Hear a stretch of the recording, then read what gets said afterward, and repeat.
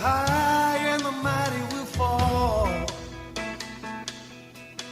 There will be no power brokers, the wall of power will fall. Good evening, ladies and gentlemen. Welcome to the Wall of Power Radio Hour. This is your host, Paul Metza. We have a great guest on tonight. She runs a great club, and we're going to be talking about a great event that's coming up.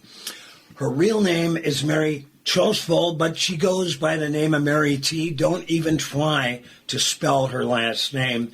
It's Norwegian, and it's a crazy spelling, but everybody knows this is Mary T.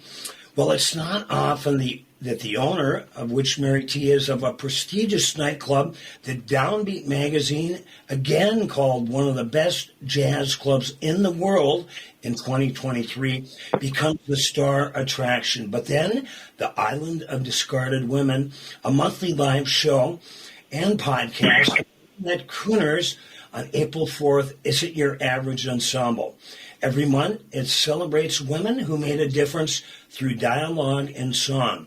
Next month, Crooner's owner, Mary T., who we have on, will be at the center of the Island Showcase of Powerful Women. April 4th, put it on your calendar.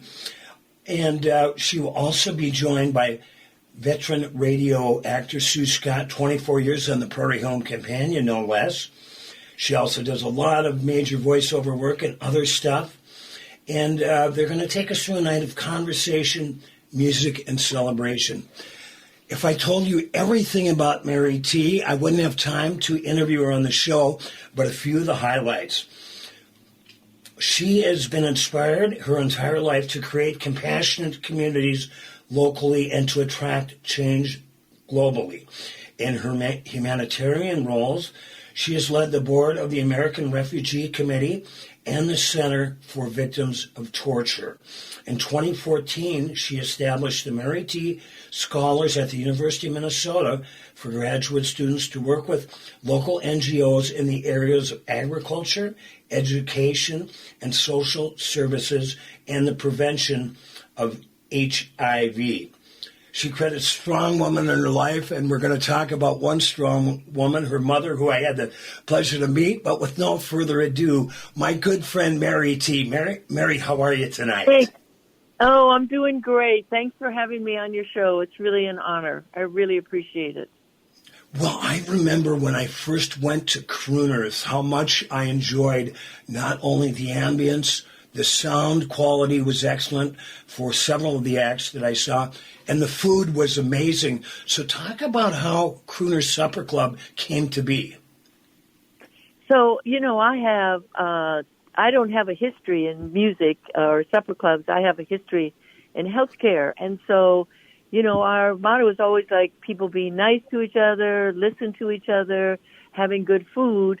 And so when we, my late husband and I opened this club, let me go back and say what was happening. We were driving down Central Avenue, and I noticed at the old Shorewood there was only one car in the lot. And I said, there's got to be problems. There must be problems.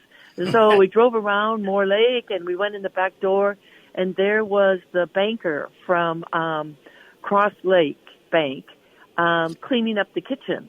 And, of course, having been on a board of a bank before, I knew that that was trouble, and it was trouble if the banker was doing the cleanup. And so I said, what happened? And he said, well, they were open Saturday. It went to the sheriff's sale on Monday. The bank bought it back, and it's now Thursday. And so I walked around, and I said, okay, so I will give you an offer on this building for the amount of money that the bank is out, no more. Just your lawyer fees, the loan amount, whatever it is, but no more. He said, well, can I give you the key, and then you can look after it? Because I don't want to keep coming down from Cross Lake. Get your lawyers to come up with a one-page agreement, and it's a deal. So it was, and then the next day we came back and we said, oh my God, it's so big. Because I had never frequented the Shorewood, so I didn't realize it had so many rooms, and it was just so big. And we spent the next couple of months cleaning it up, redoing it, and then we opened in November. Yeah, so it was just like happened very quick. And but I thought that when you had music, people sat and paid attention. So this drinking and talking was quite adverse. And of course, Larry was from England, and he has a jazz background, having trained with Thelonious Monk. And his jazz band was the Queen's jazz band. Wow. So he played for Prince Charles and Lady Diana's engagement party. So he was used to people listening, not even the Queen listening. So this came as quite a shock to us. And it was like, wow. So I think in some respects it did me well not to have the background. And I just said, well, we have to change this. We have to figure out how we're going to get to listening rooms. So the first thing we did is we took out the big bar that was because you couldn't have people drinking at the bar and listening to music and think that they were going to be quiet. Sure. So within a couple of months, we had the bar taken out, and then slowly started the listening room policy, which I think is one of the huge assets of coming to Crooners, not only the great food and the great performers and the nice environment, but the fact is that nobody's on their phone. The performers are center stage.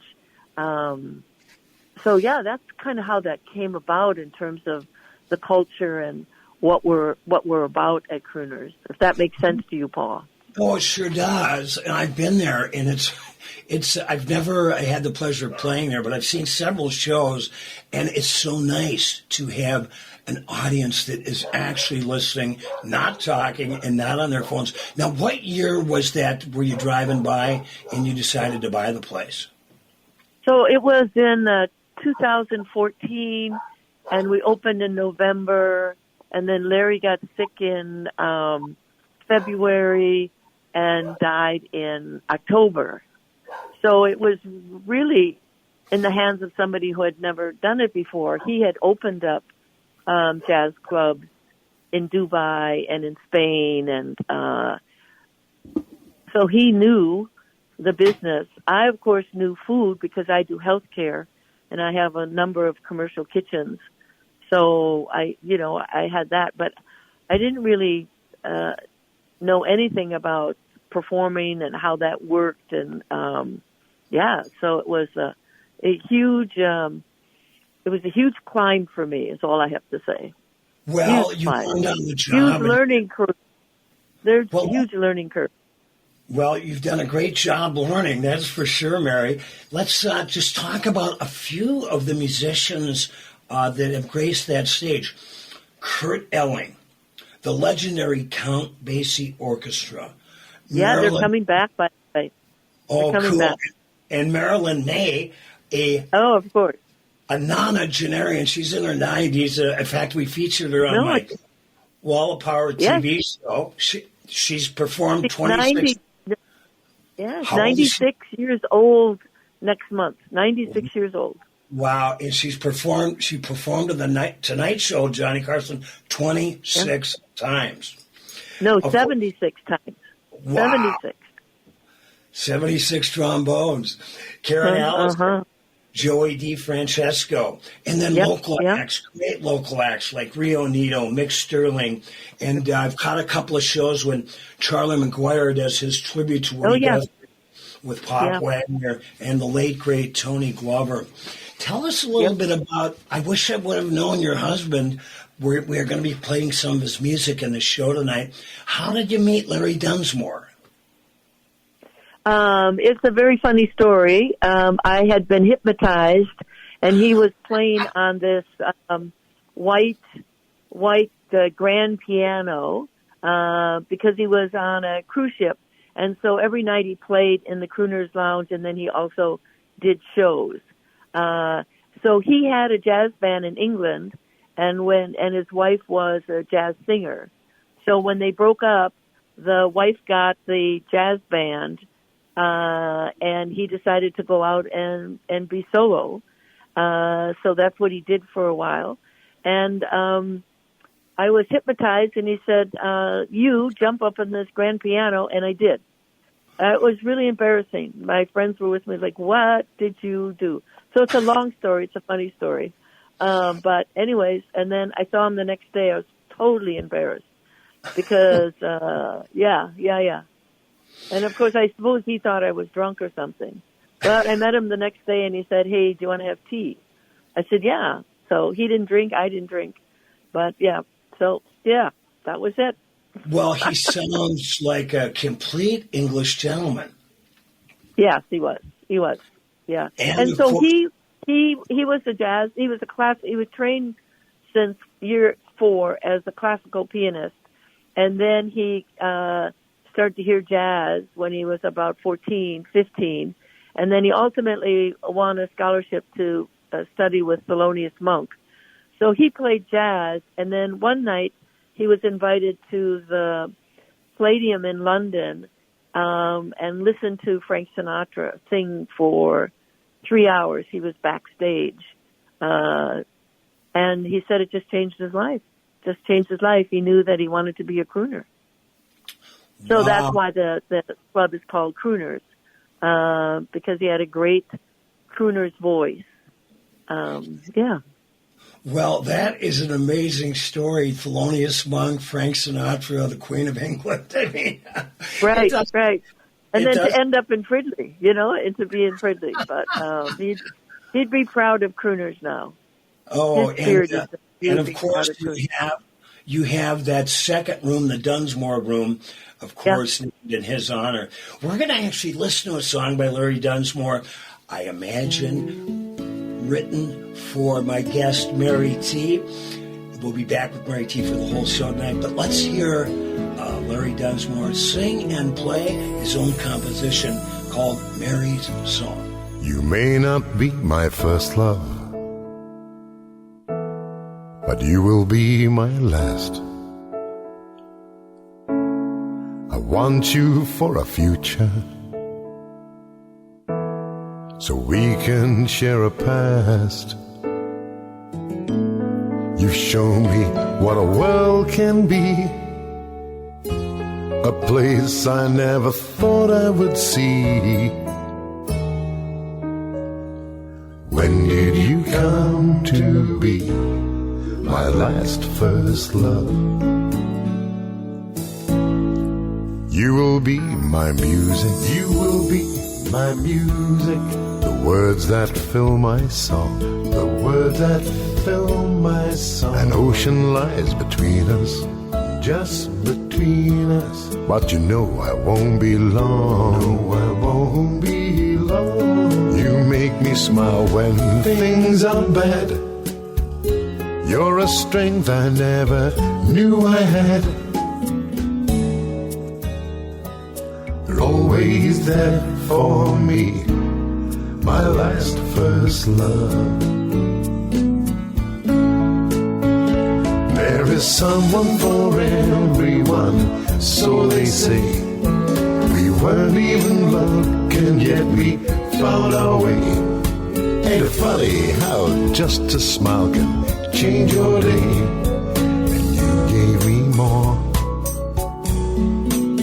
than I ever had before.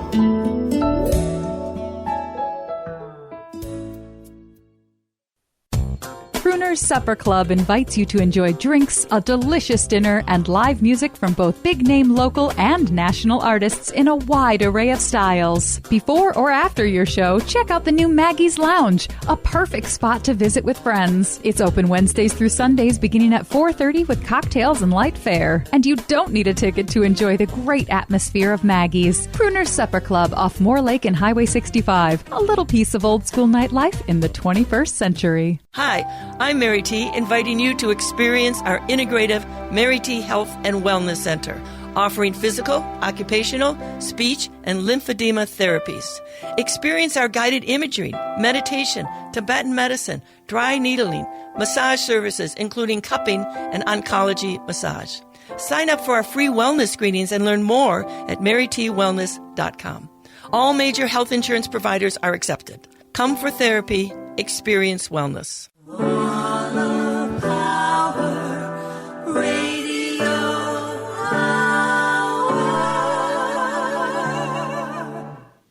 Welcome back to the Wall of Power Radio Hour. This is your host, Paul Metza. We've got the great Mary T., proprietor and grand lady of Crooner Supper Club, which is, if you're coming from Minneapolis, just get on Central Avenue, go under the 694 bridge, go about a mile on 65. You'll see a nice little lake and a beautiful little club. Mary, I got to give you props. During COVID, you guys found some really unique and great ways to have music presented in a safe environment. Talk a little bit about that. I thought that was very unique. Yeah, so it was interesting because we had just had a big a performer appreciation night, and where they would come and we would talk about the great work they did. Sometimes performers would perform, and we just did the menu and the drinks and just say thank you, thank you, thank you. And there was this kind of talk about, whoa, what's going to happen to clubs with the increase of COVID? Now, in the healthcare business, of course, I was well aware of what was happening in our assisted livings, in our nursing home, and in our group homes. And then there was this rumor that we were going to be closed, and there was a lot of talk that night. And lo and behold, a couple of days later, we were closed. So we did that. We closed up. We thought about trying to do some food, but we didn't. That didn't work. We didn't do that. And then that was in March, if you remember. And then when spring came, this idea of the outdoor movie theater, and one of our sound people had a semi that they would rent out to fairs and things like that had the sound and the lights. Okay, well, so then let's rent this semi, open it up in our parking lot, and stream to people's cars. Now, we could only get 70 cars in the lot. We had it all chalked out. So people would hopefully buy per person, not by car, but how many people were in the car. And then that would go to the performers. Well, people in Crooner and in Fridley, you can't drink in your car. You can't drink in your car even if you're in your driveway. You can't. So then people started to get out of their cars and sit in chairs outside their cars. And remember, the governor said that we could serve food, so it was like takeout, and we had a simple menu, and then we could have a simple bar for takeout as well. We did beer and wine. I don't think we did drinks. And we could deliver that to the car. People had to sit outside their car to drink. As the weather got nicer, people migrated to the lawns. So then we said, hey, we should start to set up tables 6 feet apart, and only people who knew each other could sit at the tables. And then we said the weather was getting nasty, so then we put up a tent. And we said, well, we're not going to rent the semi anymore. We're going to build a stage, and we'll have tables and chairs and make sure people are 6 feet apart, set up lawn chairs. People can stay in their cars so they can still get live streamed to their cars. So we had 252 shows. Wow. That summer and fall. More shows than, according to the Star Tribune, more shows than any other music venue in the United States. And we had a couple shows a night, and it worked really well. And then that's why we said, hey, we need to set up a tent. And so then we ultimately bought a bigger tent and set it in front of the Dunsmore, right next to the lake, and not in the parking lot. But some people stayed in their cars until October. We had some pretty cold shows. You can talk to Marilyn May and a few other people who came in October, and then the tent had slats to it, so we could put it down. Some people were inside, some people were outside, some people were in their cars. So whatever they wanted was fine. But the show went on. That's all I can say. The show went on. Mary T., tell us about, I was so knocked out when I saw Marilyn May at Crooner's a few years back. For those of people that should really get out to see Marilyn the next chance they get, when is she coming back? And tell some people how cool Marilyn May is. Yes. So I think she's coming back before the summer. And, of course, she comes with Ted, her piano player, and so that's great. She's very determined. She started when she was 91. She'll now be 96. I think she's had about 8 different times when she's played. She's incredible. The last time she played, she did 4 shows. The time before that, she did 5 shows. So Wow. Some nights she does 2 shows a night. It is perfectly choreographed. She's absolutely dazzling in Bob Mackie clothes. So here's a funny story. So we said, Marilyn May is coming. And oh my God, she dresses in in Bob Mackie clothes. And Andrew White, who's Andrew Walsh, who made a huge impact on crooners. Who's that? Ian, the social media person, said, who's that? I said, Bob Mackie dressed Cher. Yeah, and Liza. Who's Cher? And Who's Liza Cher? Minnelli. Who are you guys? What do you mean Whack you don't them know? upside the head. Yeah, so I guess it's an age thing. But Yeah. she comes in all this glitter in her earrings and glitter in her bracelets and glitter on her clothes, and she has the most beautiful Bob Mackie clothes. She's friends with Bob Mackie. So the person who gave her break was Steve Allen, actually. Steve Allen heard her play in a small place in St. Louis or Kansas City, one of the two, and brought her to his show, and that was really the start of her career. She really credits Steve Allen, the incredible songwriter, comic, TV star.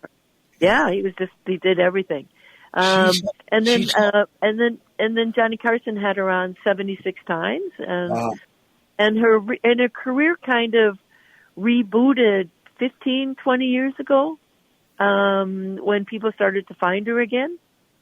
A little bit like Eva Cassidy, Sure. well, she died, and then decades later, people rediscover her, and that's what happened with Marilyn May.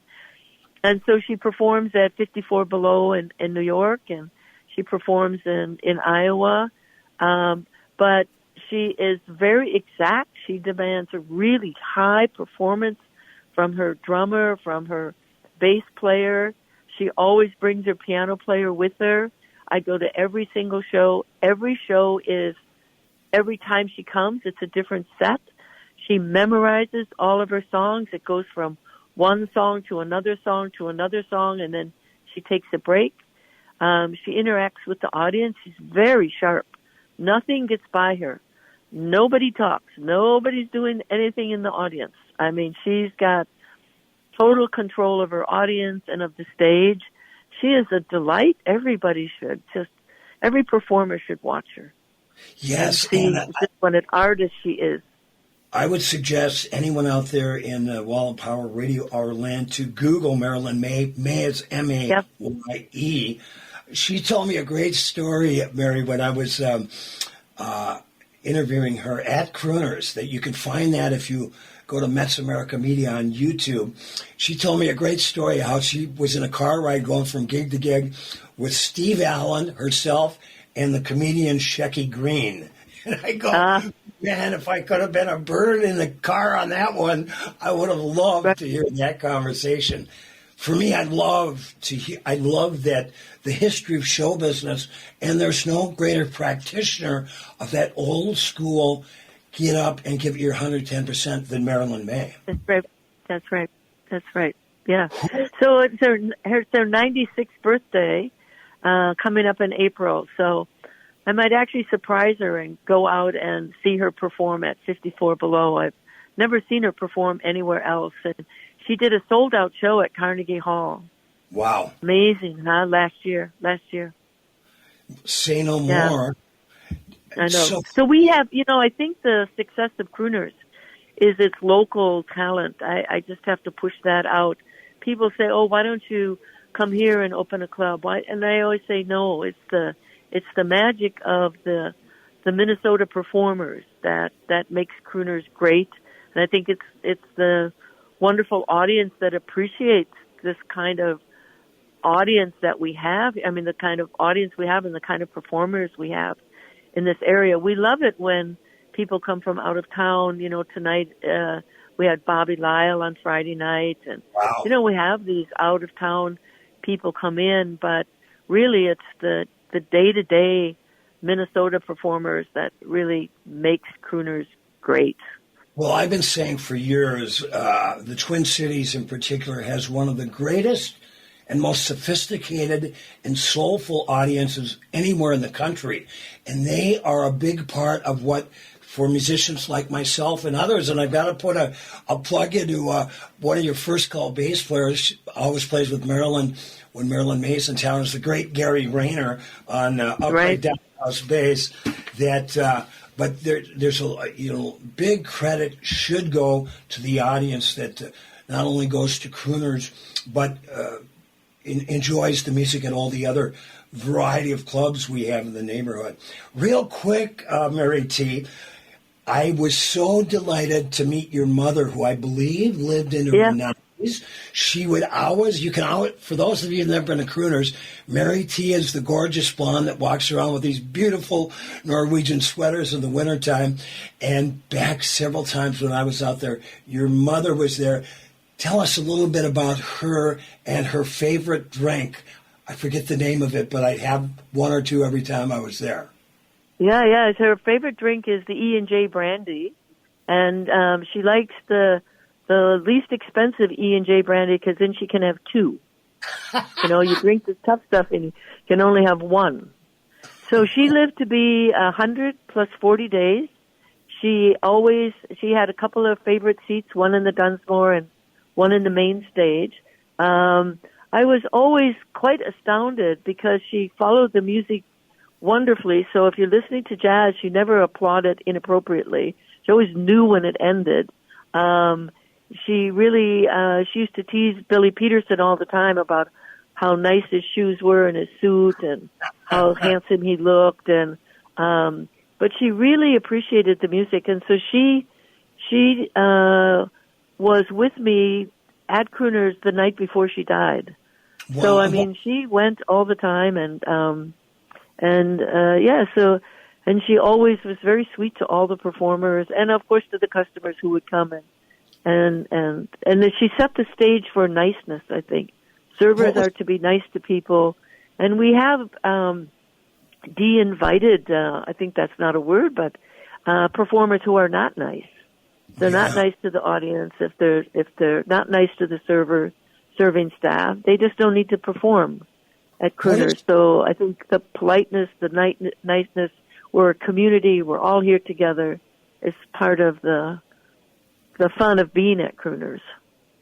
Well, and there's no nicer musician in town than Billy Peterson. What was your mother's name? Margaret. Well, let's dedicate this song. We're going to listen to a song that your late husband, Larry Dunsmore, wrote and performed, an instrumental called George and Ira, and then we'll be back with Mary T on the Wall of Power Radio Hour.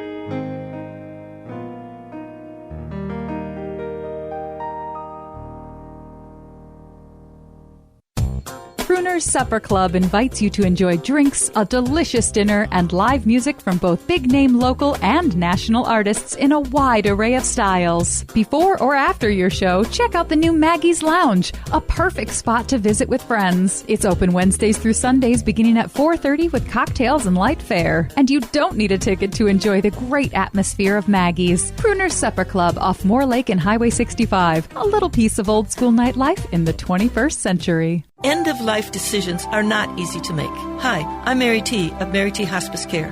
It's important to make sure that this difficult time is meaningful and comforting to you and your loved ones. Our hospice team provides an individualized program of physical, emotional, spiritual, and practical care so your loved one is comfortable and not in pain. At Mary T. Hospice, we understand that choosing the right hospice care provider can be overwhelming, but we're here to assist you. Learn more today at marytinc.com. Welcome back to the third set of the Wall of Power Radio Hour. This is your host, Paul Metza. My most delightful guest for the whole show tonight, the maven of Crooner's Supper Club, Miss Mary T. Mary, now tell us about what's going on at Crooner's on April 4th. It sounds like a wonderful evening. Yeah, so, we, if you don't mind, can I push out the different venues for people who haven't been there, and then we could talk about Sue Scott in the main stage, or Mary, do you want to control the conversation, or do No, Mary, control a conversation with you? Impossible. You have the floor. Say whatever you want. So I know we only have a few minutes left. So one of the things I wanted to say is that for me, exposing people to music is really important. So that's why we have Maggie's Lounge, named after my mother. And on Wednesdays, we typically have free music by one of the performers who performs at Crooner's. Could be Tom Hunter. It could be Linda Peterson and her son Jason. It could be Mia Dore. They come in for 2 hours. People can come in and have light fare. And then on Saturdays and Sundays, we do an afterglow. Piano player and a singer could...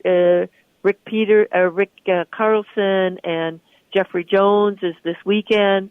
People can come in at like 8 o'clock until 10 o'clock and be exposed to free music. And I think it's all about getting music out there to people.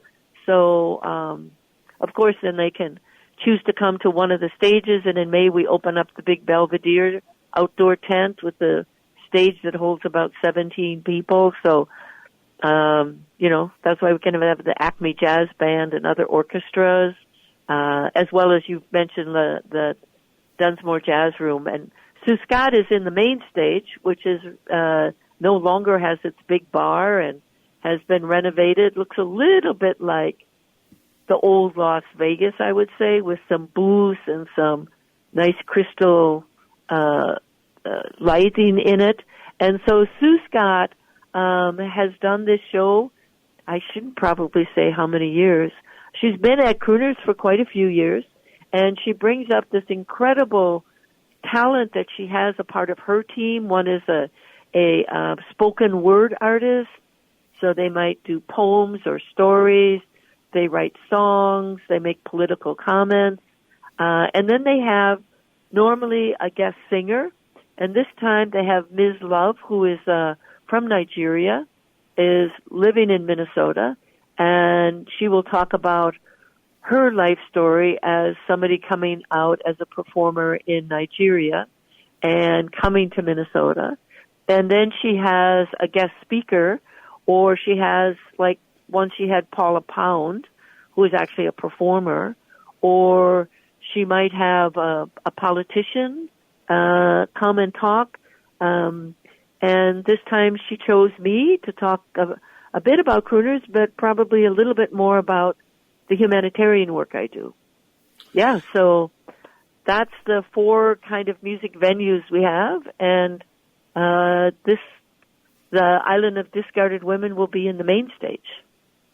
Now, how can people order tickets for this event on April 4th, or anytime they want to come to Crooners? What's the ticket website? Just go to croonersmn.com, and then you'll click on the website, and then there'll be a menu, and it will have tickets, and it'll take you right to event. You can see the listing of all the shows. You can read about the shows, and then you can click on and go to Eventbrite and just order your tickets. Well, and I also want to thank you on behalf of AM 950 because you've been a big supporter and advertiser on the station for years, being the good liberal that you are. God bless you. That's right. Let's talk a little bit about some of your favorite shows over the years. I know you've seen hundreds, if not thousands, but give me three that really stick out. Well, of course, I don't want to bypass Andrew Wallish, who's now moved to Arizona. But of course, his Sinatra shows really evolved over time, and they were really spectacular. And when he played with Connie Everson, the 4x4 group, I really liked Rondo, which is the story of the black community in St. Paul, and when the freeway came through it, and what happened to that community in song. It's really powerful. And now we're having a little bit more improv as well, the masters of improv, the people from the Dudley Briggs.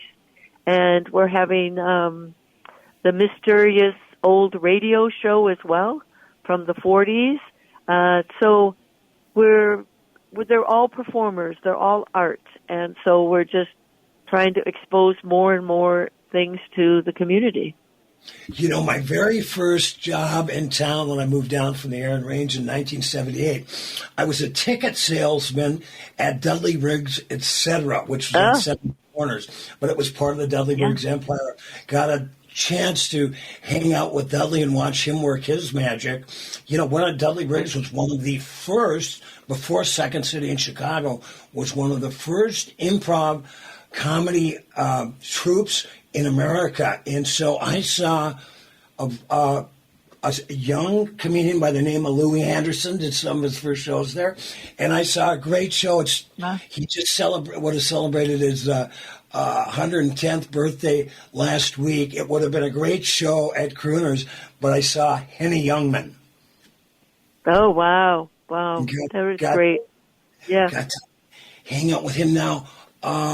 I've got some Mike Rio Nito, who the first band they're really. Oh yes, of course, and Prudence Johnson and Dan Chenard. I mean, the list really goes on and on. I mean, Maria Jetty is going to be there. Was there Saturday with the Schubert Club, so we're reaching out to do more things with the Schubert Club, and sort of large jazz bands, small jazz bands. All the clubs have to be in this together, and we all got to stay in business so that we can support the music community that's here as well. We did something fun last year that we're going to do again this year, is that we have a comedy festival the first week in June, and then we have a contest for young, or not necessarily young, but comics, up-and-coming comics. I think if you ask me about the future, I would like to see us do more. We have the St. Olaf Choir come. We have different schools come and perform. I would like to see us do more with kids and introduce kids more to music, to jazz. Yeah. So we have a lot of things we'd like to do as well as we move forward.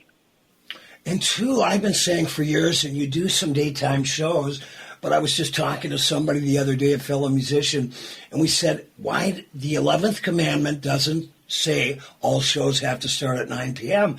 I think you could add some great jazz shows, Saturday or Sunday brunch, and I wouldn't be surprised if you do. So we start at 4 o'clock now on Saturdays and Sundays, and we are thinking about doing like a 1 o'clock show on Wednesday, just to see what kind of interest there might be, and then if there's interest in that, we'll continue that. So yeah, we're always looking at the different times that will work for people, and we find like Maud Hickson or Arnie Fogel, they play at 4 o'clock on Fridays and Sundays, and they're just like a big hit. And of course, the up and coming Joanne Parker with her Patsy Cline.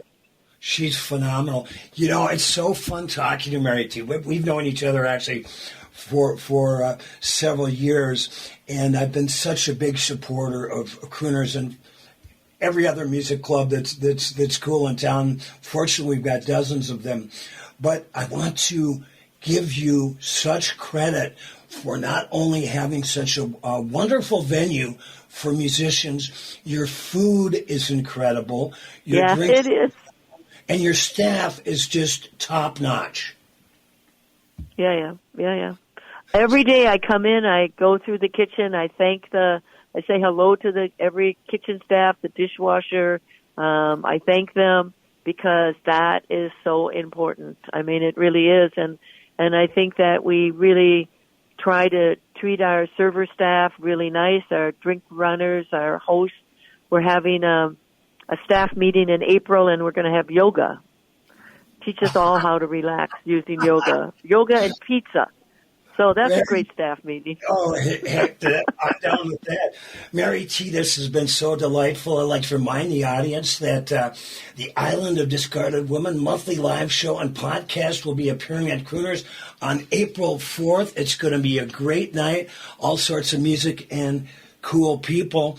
If I could do something to salute all you powerful women, of course, my biggest fan was my mother, and we're going to end this show with a song I wrote that I would like to dedicate to all of you, called Walking in a Woman's World. The chorus goes, I won't stop running till I'm walking in a woman's world, and the women will be holding forth April 4th, the Island of Discarded Women at Crooners. Mary T., good luck with everything. Thank you. Hope Say hi to see you at Crooners soon.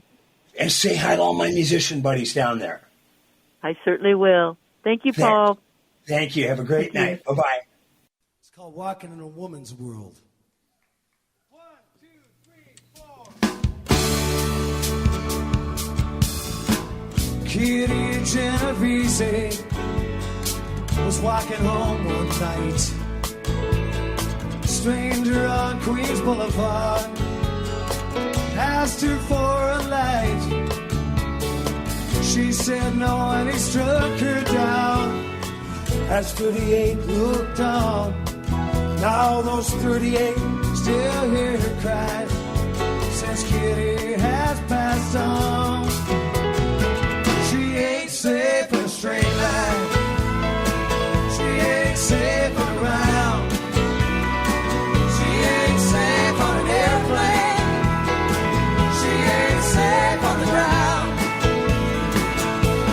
because my grandma was once just a girl, and I won't stop running till I'm walking in a woman's world. Karen came home from college with stories of where she's been. In this town 10 years ago, she was a homecoming queen. We won't hear those stories now. Or meet her boyfriend Dave. It was a short walk from the coffee shop to the shallow grave. She ain't safe in a straight line, she ain't safe in a round, safe on an airplane, she ain't safe on the ground, because my grandma was once just a girl, and I won't stop running till I'm walking in a woman's world.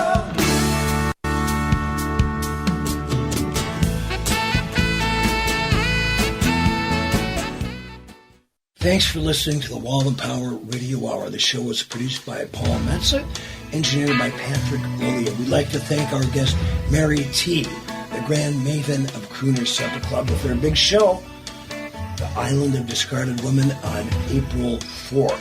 You can follow me at paulmetza.com. I've got a big show coming up at the 318 Music Cafe in Excelsior with my buddy Sonny Earl on March 29th. Love to see you all there. And like my dad used to tell me, remember to be kind and make someone happy.